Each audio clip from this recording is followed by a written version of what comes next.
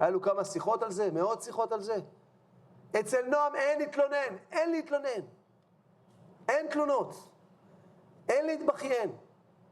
אין דיבורים של פוליטיקה קטנה. אין דיבורים של חולשה. אין, אני אומר לכם, אין זה אין. פעם אחת אין. רק לדבר טוב על עם ישראל. רק לדבר טוב על איך מקדמים את עם ישראל, איך מקדמים את הגאולה, איך עושים, איך מקדמים בחינוך, איך מחנכים את הנוער, איך נלחמים יותר נכון, איך מגלים את מקור הרע של האויב, איך מגלים את מקור הטוב שבעם ישראל, בחברים שלך, בזה, כל הזמן מתעסק, רק בזה הוא מתעסק. ולא מאמינים, לא מתייאשים מאמונה בקץ המגולה. מראיית מדינת ישראל, המדינה שלנו כראשית צמיחת גאולתנו.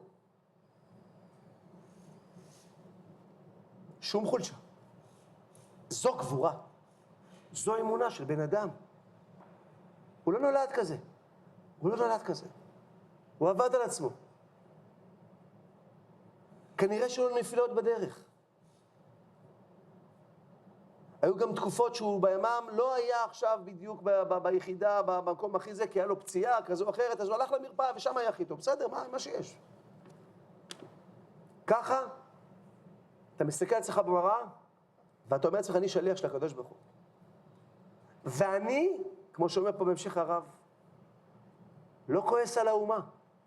אנחנו כועסים על האומה, שלום עליכם, משפחת מלכה,